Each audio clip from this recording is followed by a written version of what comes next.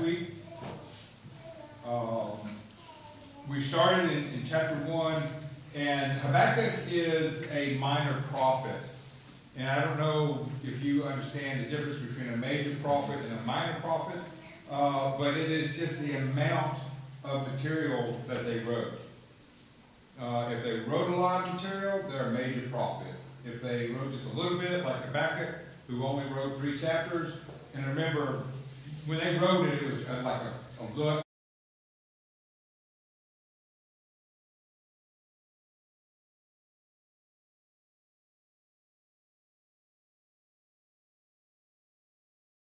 Is just 3 chapters long, so that falls him into a minor prophet. And there is nothing that states that you've got to write this many pages or this many words to break off to be a major or minor. That's just how somebody has divided them up. And so Habakkuk is a minor prophet because of that. Also remember that Habakkuk is a different kind of prophet. Most prophets, God talked to them, and whoever it was, took that information to the children of Israel. But we have seen in the last couple of weeks that Habakkuk is not taking information to the people. He's having a conversation one-on-one with God. Habakkuk went to God saying, look, the children of Israel need your help. The children of Israel are lost. They need your help. And God said, I know what I'm going to do. I'm going to send the Babylonian army in and capture them. And Habakkuk's like, what? That's not exactly what I had in mind, Lord. I was thinking, something else. But Habakkuk didn't question God. Habakkuk, okay, Lord, you know what you're doing. And we started last week in chapter 2. I'm going to sit up here in the rampart and see what's going on and see what's going to happen. And God told Habakkuk to write it down on tablets so all of those who read it can run.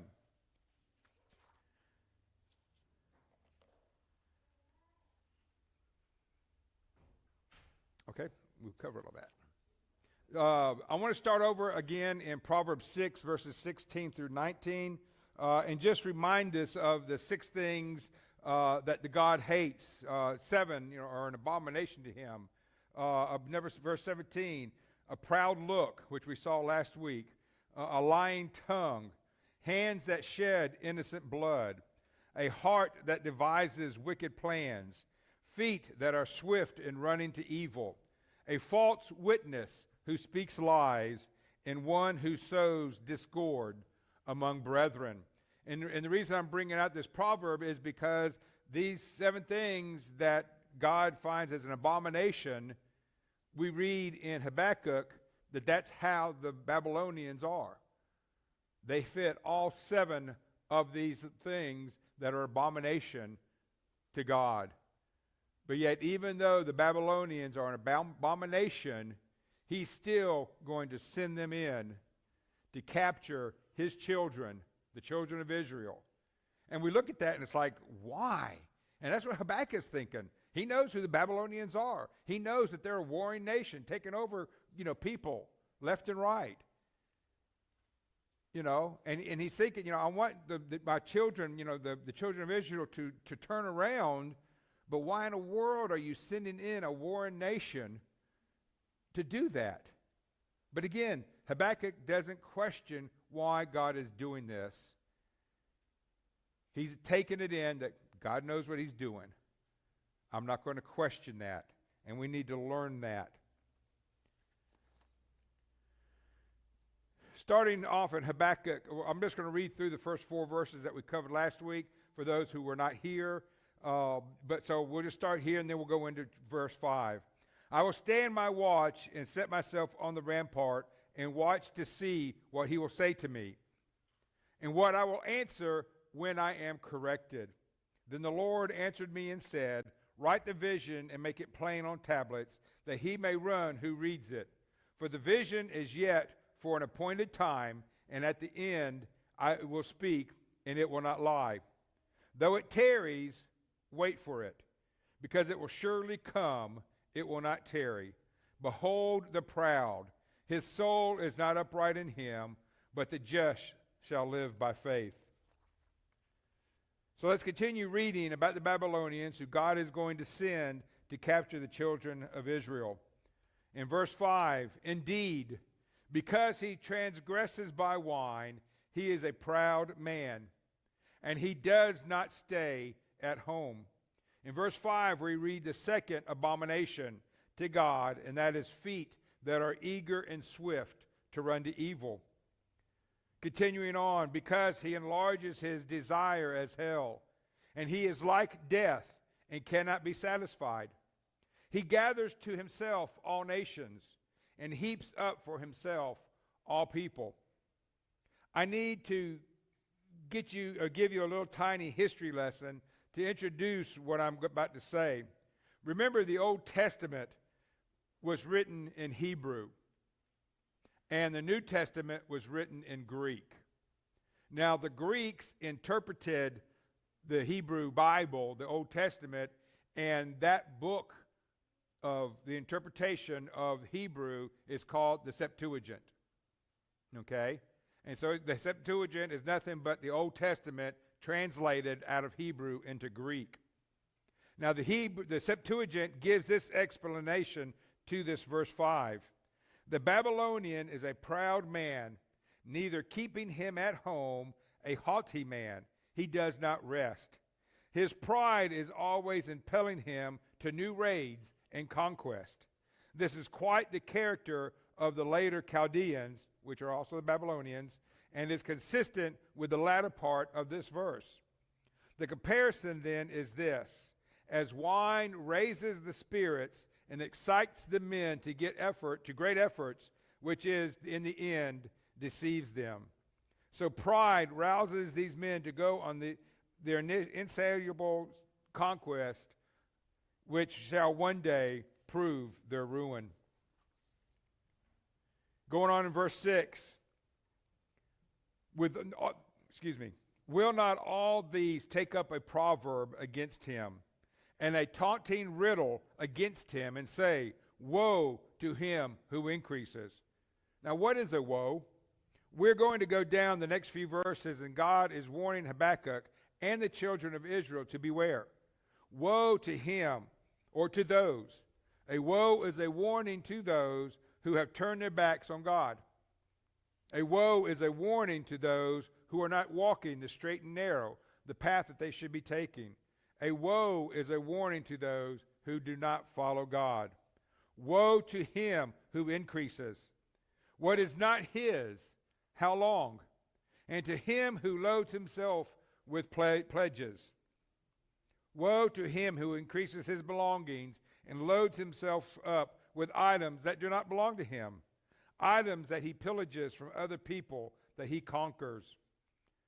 Verses 7 through 8. Will not your creditors rise up suddenly? Will they not awaken who opposes you? And you will become their booty. Because you have plundered many nations, all the remnant of the people shall plunder you, because of men's blood. Here we see the third thing in God's list of abominations is the shedding of innocent blood. And the violence of the land and the city and all who dwell in it. God is telling Habakkuk what is going to happen to the Babylonians. Yes, they are going to come in and capture the children of Israel, but that is exactly what they need. But don't worry, the Babylonians are going to get what they deserve. They are not my children. They will fall as a nation, but the children of Israel will learn from their captivity. Maybe. But they will live on. Babylonians will get what their just reward for plundering all these nations. Going on in verse 9 through 11, again, another woe. Woe to him who covets evil gain for his house. This is the fourth abomination that we read in Proverbs. Woe to him who covets evil gain for his house, that he may set his nest on high, that he may be delivered from the power of disaster. And in verse 10 we read the fifth abomination. You give shameful counsel to your house. The abomination was that the people who have a lying tongue, they gave shameful counsel to their house.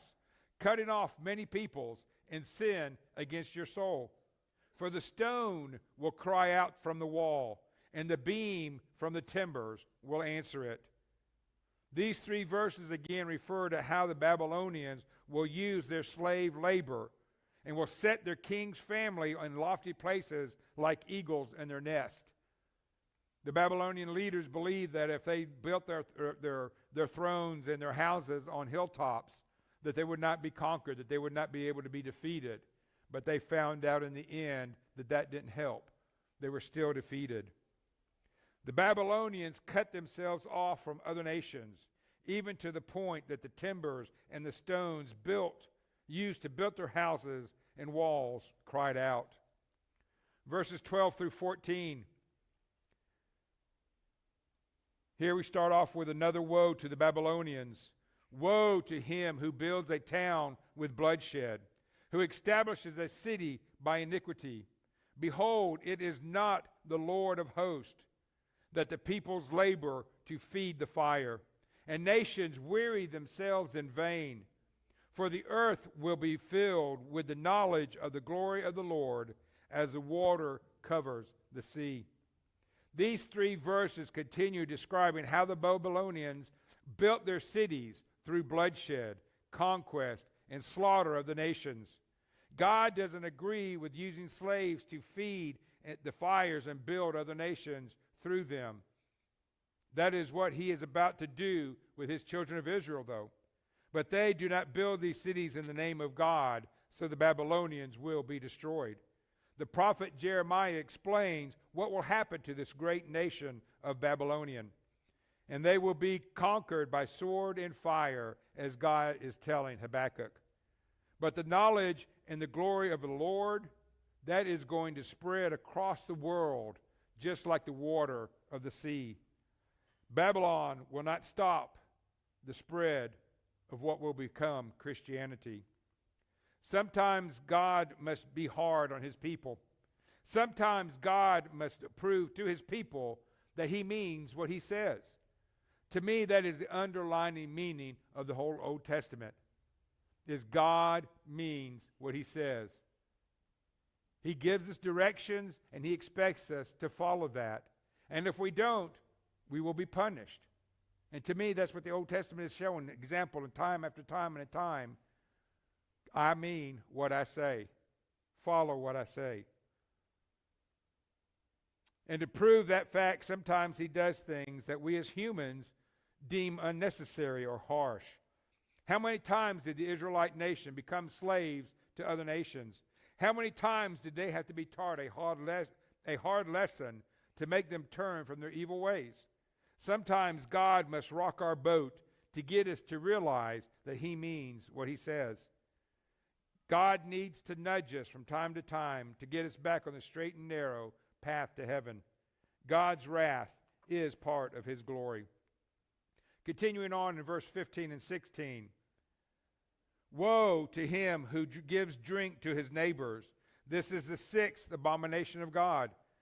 That is one who sows discord among his brethren.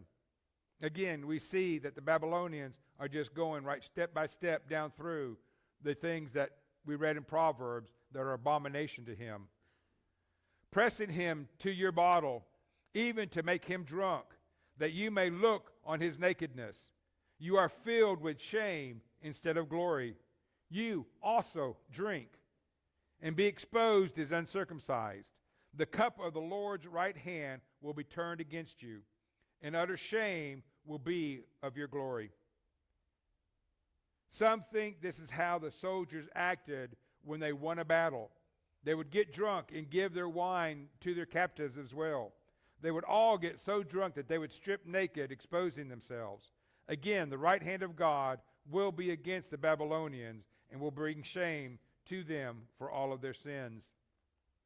Verse 17, for the violence done to Lebanon will cover you, and the plunder of beasts which made them afraid, because of men's blood, and the violence of the land and the city, and all who dwell in it. This verse refers to how the Babylonians went into Lebanon and cut the timber, the cedar timbers, to build their cities. Now, Lebanon was known for their cedar trees. Both temples that we read about in the Bible were built with cedar from Lebanon. The Babylonians also killed the animals to support their troops, all for the sake to kill men, to conquer more nations, and to take them into captivity to build more cities. The violence against man, the land, and the animals will be dwelt with. Now I want to give you just a real quick lesson on where Lebanon is. Again, you probably recognize this area. There's the Dead Sea and the Sea of Galilee, and the shaded areas that you see here in different colors are the areas that the 12 tribes, whenever they conquered the promised land, that was given to each of them. And this green area that we see up here along the coast of the Mediterranean Sea is from the tribe of Asher, and that is Lebanon. So when they talk about taking the cedars from Lebanon, it was from that area there that used to be the tribe of Asher. Verses 18 and 19. What profit is the image? The images here that's talking about are idols. What profit is the image that its maker should carve it? The molded image, a teacher of lies. This is the seventh and final abomination, that is false witnesses who spread lies. But the molded image, a teacher of lies, that the maker of its mold should trust in it, to make more idols. Woe to him who says to wood, awake.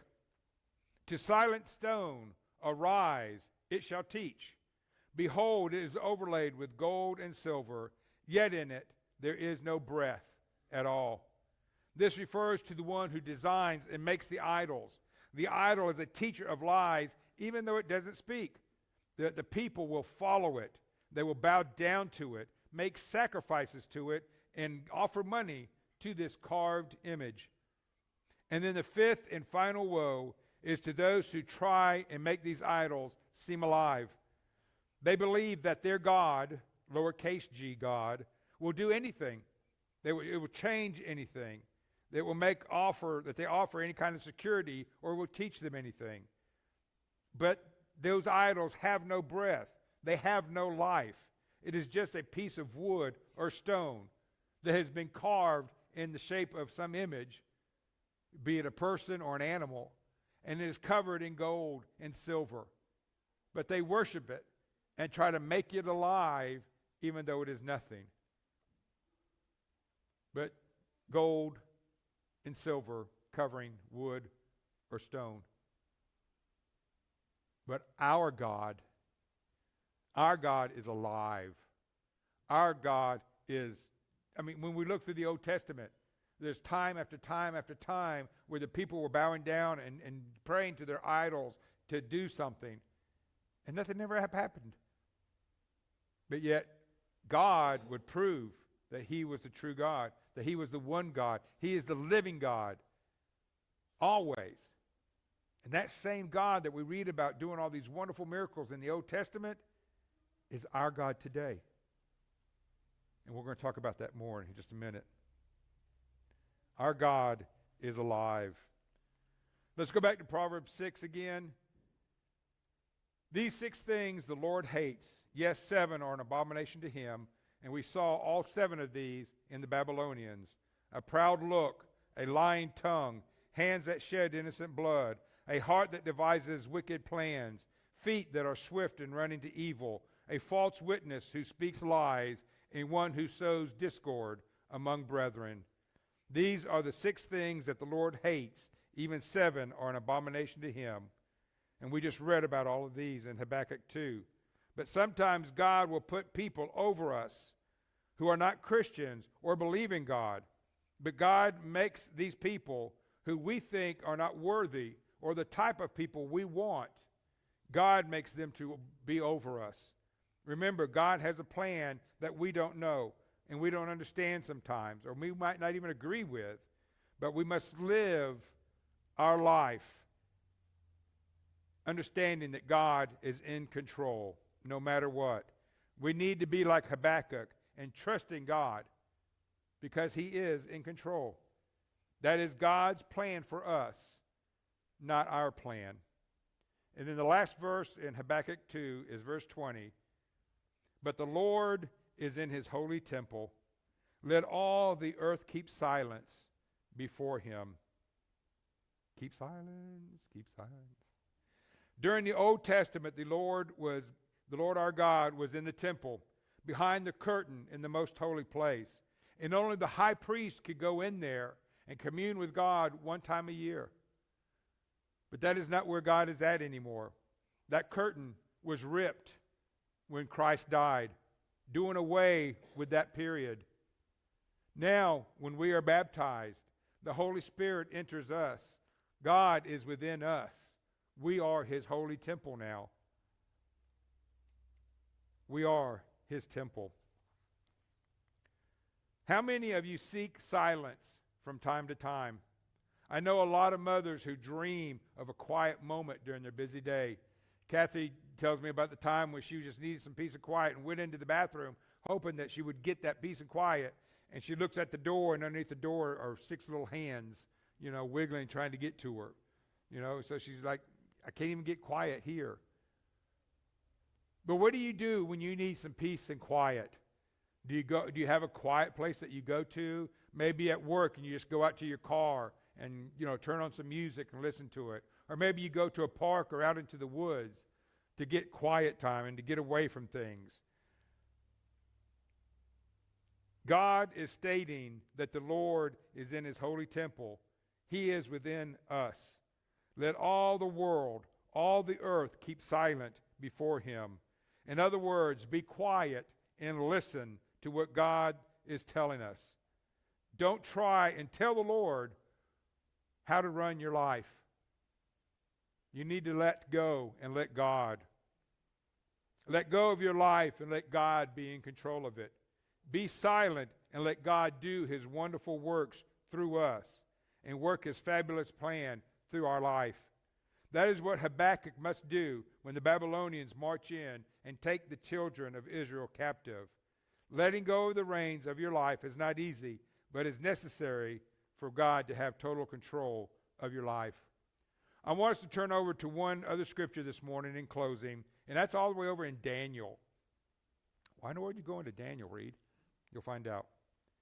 In Daniel 5, verses 1 through 4, Belshazzar, who is the Babylonian king, had made a great feast for 1,000 of his lords and drank wine in the presence of the 1,000.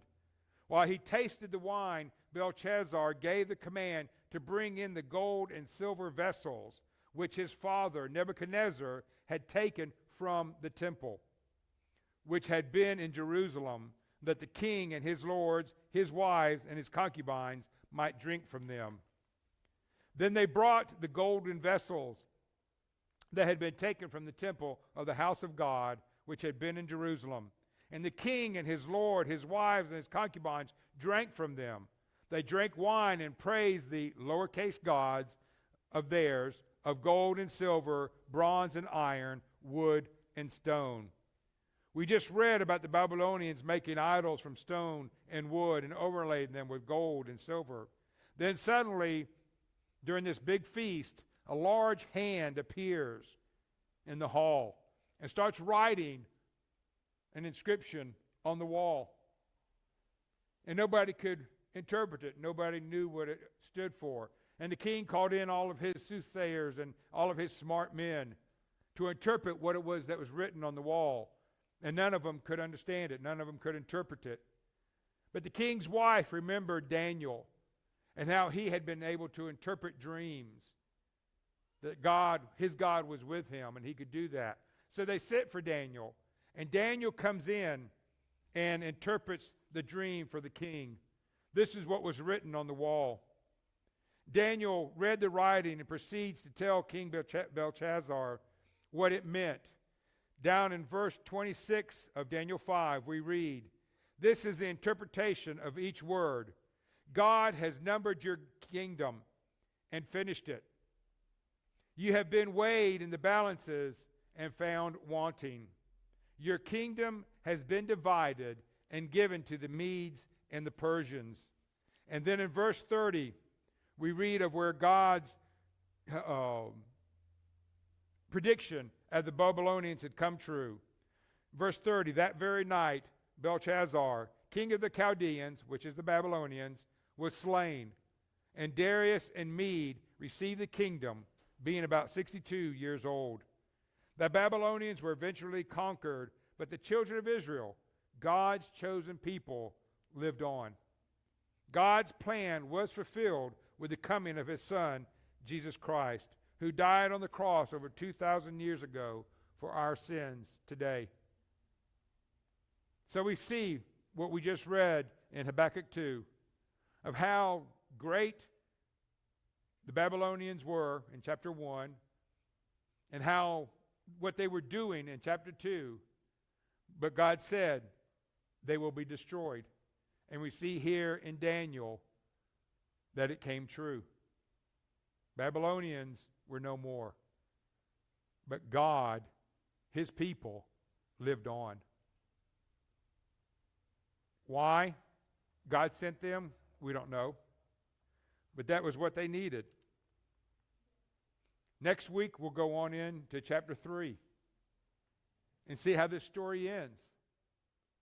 I hope you'll come back for that as we study Habakkuk chapter 3.